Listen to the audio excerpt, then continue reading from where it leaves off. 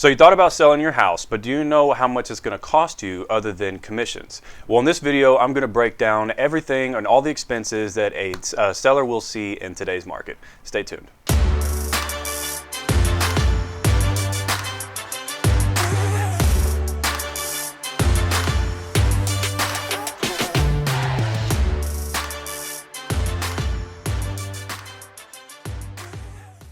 What's up everybody, Andrew Lake here with the Lake team in Houston, Texas. Welcome back to our channel. We have another fantastic video lined up for you guys today.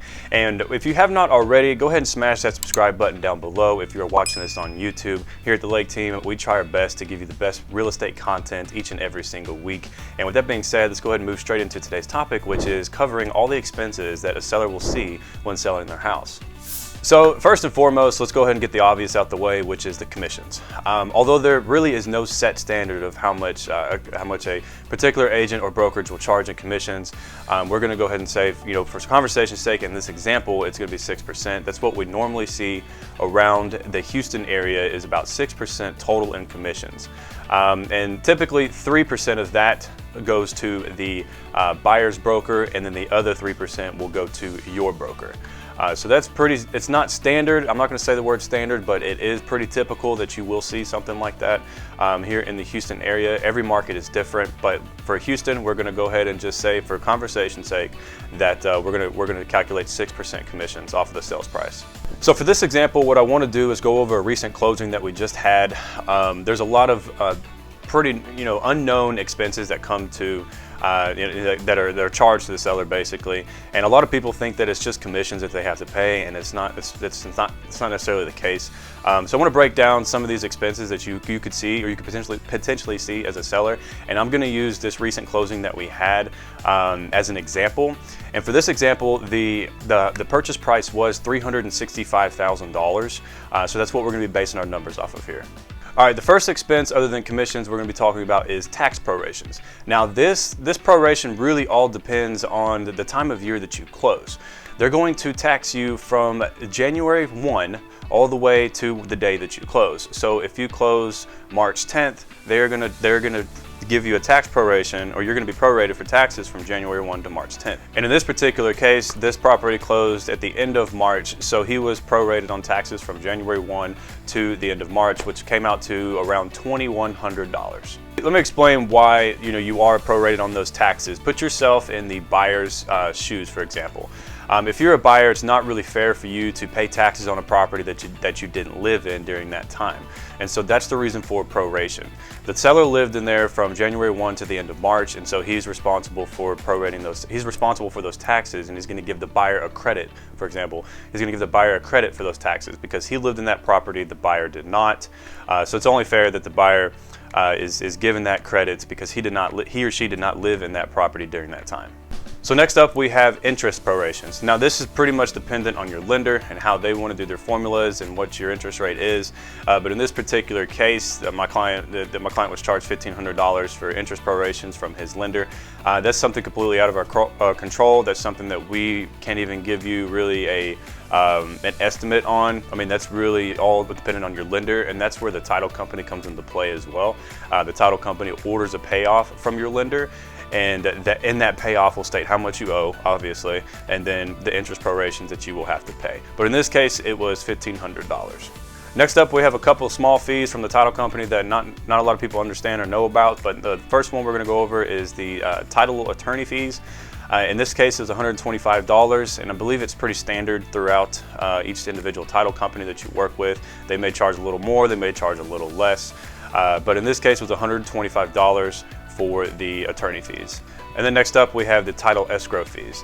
And again, this pretty much is dependent on the title company that you work with. Everyone, they could charge less, they could charge more, but in this particular case, they were charged $450. Next up is the second biggest expense, in my opinion, which is the owner's title policy. Now, this is a fixed rate through the Texas Department of Insurance, and this isn't something that's just you could shop around for.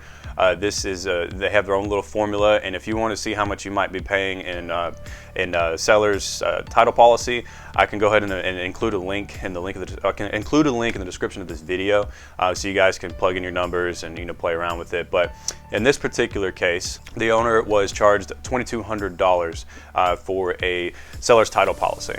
And if you don't know what a seller's title policy is, I'll probably end up leaving a card up here or a link in the description of this video. You can watch a video that we made we made a video pretty much covering what a title policy is and why it's pretty customary for a seller to pay that. Now, depending, we are under contract with someone right now actually where the seller's title policy is getting covered by the buyer. The buyer's paying for it, but that's because we were in a super competitive area, super competitive market. I mean, we had multiple offers within a matter of hours, and so that's just one thing that the buyer's agent did to kind of sweeten the deal for the seller. Anyways, moving on. So the next expense, this is completely in your control as a seller, and it really all depends on the offer that you do get. But the next one is any kind of seller's contributions that you may contribute to the buyer as towards their closing cost. We've seen $1,000 to $6,000 or $7,000 or $8,000. Really all depends on the offer, right? It really all depends on the offer. Maybe they gave you a full price and they wanted some additional contributions to help out with the buyer's closing cost. It just, like I said, it really depends on the offer. In this particular case, there was no closing cost given. So for this example, we're going to go ahead and say 0. Last but not least, we have any mortgage payoffs and liens. Now, this really all depends if you own your house outright or if you have a mortgage on your property. Remember a second ago I was talking about the title company will order that payoff statement from your lender. So whatever you owe to your lender on your mortgage, if you do have one, the title company is going to go ahead and get that statement of account, and they're going to be able to tell exactly how much they need to pay off, and then you get the excess of the proceeds. Now, any liens or judgments against the property is something that you need to be aware of, right? Let's say, for example, mechanic's lien. If you hired a contractor to do a job and then you had a dispute with that contractor for whatever reason and he didn't get his money, he didn't get paid, he could put a lien on your property that you weren't even aware of. So just bear that in mind. That's what title research is for. Title companies will be able to tell you, what happened, or if there is a lien on the property. And so that's pretty much for the buyer's protection, because they don't want to buy a house that has a lien on it. And typically, if you do have a lien, don't fret, don't worry, don't get discouraged. That can get taken care of at closing, as long as you're willing to let that happen. If you have a lien that you weren't aware of and you want to fight it, then you're going to delay closing, and that's entirely up to you and how you want to handle that situation. Maybe you need to speak with an attorney at that time, figure out how you can get this lien removed, or figure out how you can settle the dispute with whoever filed that lien against your property. So anyways, going back to all of our numbers, that brings my client to a total of $28,275 for the cost of sales. So it's not just commissions that people need to understand or worry about. There are additional costs associated with selling a house. So bear that in mind whenever you decide to sell a house and you are wanting to move into something different or a different location. There are costs that come with it other than the traditional means of commissions. So I wanted to make this quick video just to be as transparent as I possibly can with you guys. And I know it's a big expense for a lot of people, and I just didn't want anybody to have any sort of surprises whatsoever whenever they get to the closing table, because maybe that your agent wasn't very upfront with you on how much things actually cost. That's the last thing anybody wants, is to get to the closing table and figure out why you're getting charged so much. All right, guys, so that's pretty much going to wrap it up for today's video. Let me know what you think of this video or any other topics that you'd like us to cover in the comment section below. And if you have any further questions, please feel free to visit us on our website, and from there you can reach out to us directly. If you're watching this on YouTube and you like this video and you're new to our channel, feel free to reach out, but give us a thumbs up, hit that subscribe button, and hit that bell icon so you'll be the first to get notified whenever we release new videos, which we try to do each and every single week. And that's, like I said, that's going to wrap it up for today. I'm Andrew with the Lake Team here in Houston, Texas, and I'll see you guys next week.